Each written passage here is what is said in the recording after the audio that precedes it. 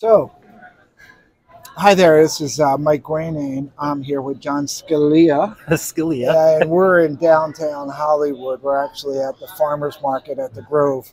How's things going for you today, first of all? Things are pretty fire today. What kind of things have you been up to? Let's see. Started the day with a meditation in Beverly Hills underneath a redwood. You know, just the usual. Just the usual. Only the standard stuff. Mike, is it Mike or Michael? Yes. Yes. All right. Mike with the mic. Or Michael with the mic. Anything but not late for dinner. Oh, okay. Okay. And the website is Mike G on the mic. Mike G on the mic. Somebody with big money has the mic on the mic. Yeah. So I'm Mike G on the mic. All you whales out there, hit him up. Mike G on the mic. He needs it. He wants you. And what's the page, your YouTube page for you, John? Oh, the JOHNiVERSE. Yeah, you can catch me at the JOHNiVERSE. And some of you guys might know, I've been around a while. Some of you might know me as one of the Brother Monkeys or one of the Ska Brothers. But the JOHNiVERSE, that's me. That's John Scalia Jr. You can find all my wildness there. But oh yeah, so I go at the Redwood. I'm like, have my coffee, all this stuff. Then I roll back down. I was processing podcasts and some other stuff, and then I did a lap around Beverly Hills as the Chicken Man. Whoa! To explain to my viewers who might not know who the Chicken Man is. So the Chicken Man is he's this character that I play where I'm in a chicken suit with a lot of this stuff, and I go around to what's known as the Golden Triangle in Beverly Hills. Okay. And I go around, I do public performances as this sort of like character. It's like kind of like a movie star on the loose kind of thing, and I've been doing it for a couple years, and everybody, like content creators, pick me up, and the tourist buses film me, and Team Z puts me on, and like basically I'm just like a celebrity mascot for Beverly Hills. Got it. I've seen a few of them. If anybody wants to see more of John, just give that YouTube page again. It's youtube.com/thejohniverse. The JOHNiVERSE. And so it's been good. Like met a lot of ladies, took a lot of photos, did a lot of stuff, and then now I'm back here with you. And what about you? Let's put Mike on mic on the mic. There you go. Mike G on the mic. Mike G on the mic. What's your promoting that other guy's what's your artistic world? So I'm we'll go into what we have in common in a little bit, but we're both creative. I'm an actor, host, voice, and now recently credited in stand-up comedy. Really? On that. So I'm in town a lot for filming. I was in town yesterday for a couple of days filming a TV series on basketball. So commercials, I have some modeling gigs coming up. So a lot of creative things here. But I'm glad I'm here talking to you. Oh, I appreciate it. How long have you been acting? In the Bay Area, I was acting while working the full-time gig in technology security for about 6-7 years. Have been in the LA area and SoCal for 2 years. Okay. And then for the last year, focused on doing it as best as I can. Yeah. Where in the Bay Area were you? East Bay area. Do you know? Are you familiar? Yeah, I went to high school in San Jose. Oh, San Jose in the house. Yeah, San Ramon. San Ramon. High five for San Ramon. Yeah, it was we lived on the mean streets of San Ramon, Danville area in the East Bay. But I worked in San Jose, Santa Clara, right across from the 49er Stadium.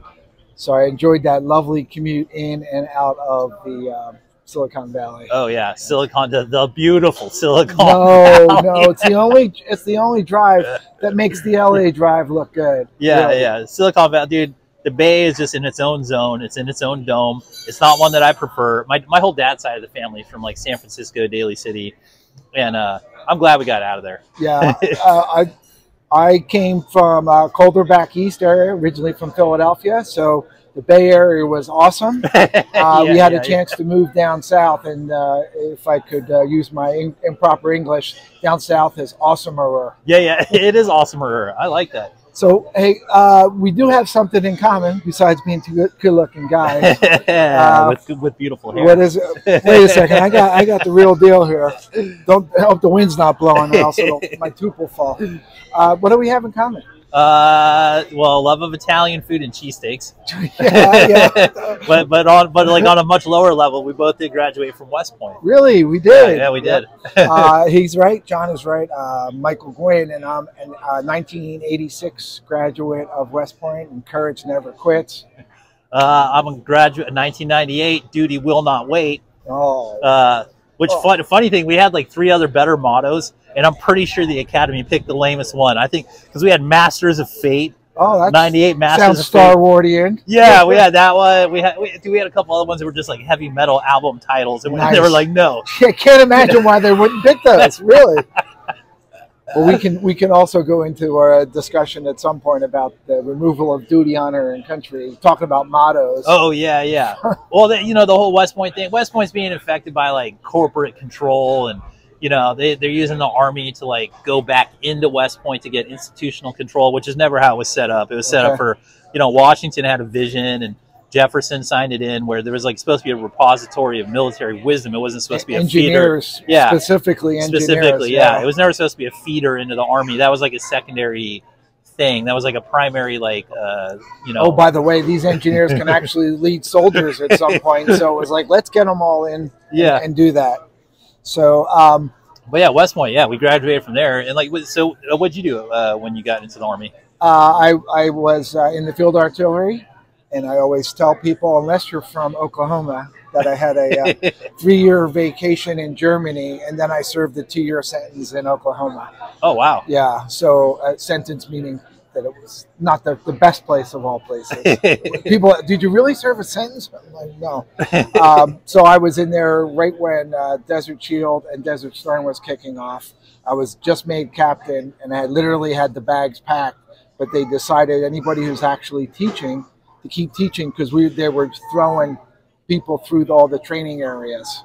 And we were at the home of field artillery. So I was briefing senior staffs that were going over to the desert, all the fun toys that were expecting them over there. Yeah. And we had challenges with our tactics and our preparedness to fight a desert war. We really weren't ready to do that. So a lot of the doctrine had to be analyzed and rewritten. Yeah. So, and you were part of that process? I was definitely part of that process. I briefed a lot of command staff before they went over to the desert. Okay. And top secret stuff. If you want to know anything, we could talk after. Yeah, we'll talk later. We'll talk in the skiff. How about you? What was your post West Point life? So I went to flight school. I was an aviator. Ooh. I was specifically I was like an airborne air assault aviator. Wow. I went through flight school. I came out the other side as a Black Hawk pilot. And Black Hawk, for those who don't know, it's the UH-60 Alpha utility Lima helicopter. Yeah, honestly, except for like the first, like they had a little problem in the 80s because they kept crashing and killing everybody. But after they got past that, it was a fantastic helicopter because the Air Force used to call them Splat Hawks. Oh, really? Yeah, because the stabilator in the back would just like kick in. And for those of you who don't know, when you fly a helicopter, typically military helicopters fly no more than a couple hundred feet above the treetops.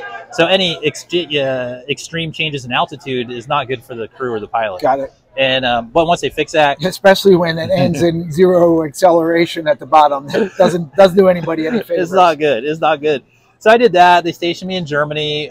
Where in Germany? First station was Wiesbaden. Okay, I was in Nuremberg. I was on the other side. You? So yeah. Okay. Here's a crazy thing. Maybe this happened to you. Is like my first job was air traffic controller XO. Wow. I didn't even know it existed. Wow. So what were you directing?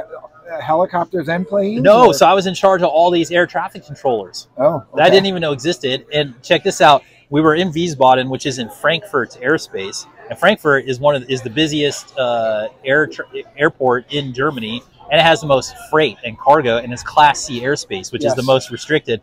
And we were in it, which means it's a zero. You can't make any mistakes in it. It's not like this isn't being out like in Alaska. No practice. No, because it's super expensive commerce and all this stuff. And we had World War II radar scopes. You wouldn't want to have any of the advanced stuff. No, never. That'd be to make it too easy. Anyway, so I did that. That job was crazy, but I did that job. Then I flew, and then they found out I was smart, and they hired me to work for a general. I was the executive officer for the. Did you wear this kind of outfit while you were working? I tried. I petitioned. I was this way on the inside. Nice, nice. They brought me up to work for the 5th Corps Chief of Staff, and we planned the Iraq War. And I started working for him December 2001 to June 02. And I also saw, I saw stuff that I still can't talk about because I want to stay alive. There you go. And, good for you. We saw a bunch of stuff, and basically I would go to the day job. And I would know what was going on, and then I'd watch the TV to see all the lies they were telling everybody. And well, it wasn't matching up. I lived the conspiracy theories. They were like, I lived conspiracy theories that people haven't theorized yet. And then I was like, well, I think I'm going to take exit stage right on this one. And I was like very quiet, and I got out. And then in 2005, when I really got out, I went into stand-up comedy and began this whole out here, or where were you? LA. I'm an LA native. Oh, okay. You're that one guy. I'm that one guy. I had to. It's my birthright. I couldn't leave. Nice. And then I came out here, and then through a lot. I've been out here since 2005, and I've done a lot of projects, and they've been exposed a lot. And recently, within like the last 6-8 months, a consortium of West Pointers, and I thought this might happen one day. Wait a second, West Pointers coming out west? Yeah, they finally came out west. They finally decided, hey, we need to get into Hollywood. And we finally had enough guys turning into artists and finding their own stories and processing what they've gone through and laterally transferring their skills into this art world that recently we came together, and we have a fact-finding group to find a creative movie studio and a literary agency. And got it. And go with the name there? Go with the name. Was it Whitney? West Point, West Pointers in Media and Entertainment. Yeah. Making sure we all have the same one. Yeah, we got the same one, and that's where now we're merging forces, and that's where I met you. And there's like 7 or 8 of us right now, and there's forces. More that are around that haven't joined with us yet. Yeah, because we know from VME, Veterans in Media and Entertainment, that's also here.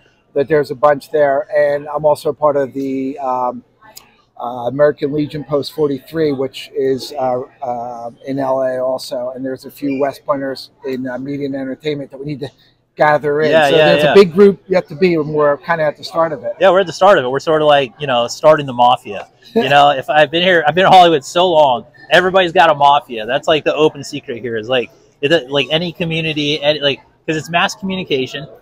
And it's an unregulated game, and everybody comes in here with their pocketbooks and their agenda. It doesn't matter. It's like the Scientologists, the LGBTQ, start naming people. Yeah. And there's Joe Smith and Harry Johnson. He's got a little plan of his own. There's a bunch of groups. It's like so we're organizing, and we're doing it based on our values and our experiences, which we're not represented, and we are literally created to lead the world.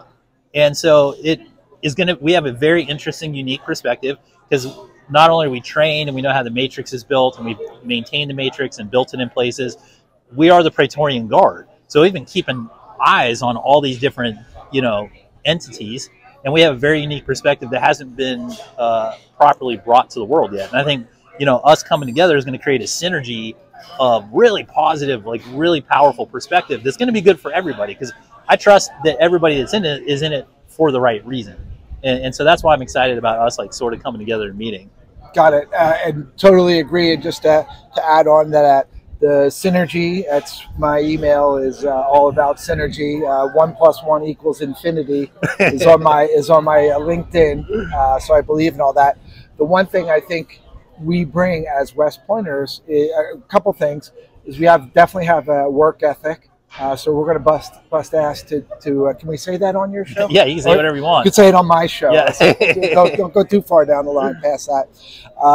But we also bring integrity to that. And we've heard from a number of people that there's integrity issues. People say something and they do something else, or somebody trying to, take advantage of you. So hopefully with the West Point guys, we're going to try to do it the right way and bust our ass to do it. Yeah.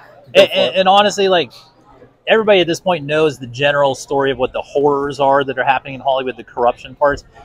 But I am here to say I've been working here a long time, and although that small minority of corrupt people have taken control of some of the power nodes and the gates, that era is done. That era is over. They're being removed. That was what was signaled by the Harvey Weinstein arrest. He was once considered an untouchable kingpin, and a very corrupt kingpin by all accounts, to the nth degree, and now he's gone, and slowly all of that corruption is being drained out. And there are a ton of amazing, talented, wholesome, properly oriented actors, artists, agents, the vast majority of the industry is working in good faith of the Hollywood dream. And it's unfortunate that there's been this awful evil lens put over it, for a like lack of a better word, and that lens is being removed. And I feel like that's why we're being sequenced in. And like Hollywood needs to be under new management, and we're not the only ones, but that we're leader dogs. You know, that we can't help it. Like, and we put in our time. We've all put in time, duty to the country. Yeah. So we have served too. So now we're looking to add on. Let's get back to kind of you and your gig. Anything, any big plans coming up for your efforts? I know you have some projects you're working on. Yeah. Or that you can mention in public. Yeah. You know, I'm always working on stuff. The Chicken Man's got a life of his own. He's a big public celebrity in this weird, fun, eccentric way. So there's no predicting where that goes, but it just keeps growing. I did find out where he doesn't go, because I invited John down to the San Diego area. And if you go down there in a chicken outfit, you're instantly the Padres chicken. So I learned that. No, you can't. No. You gotta read the room.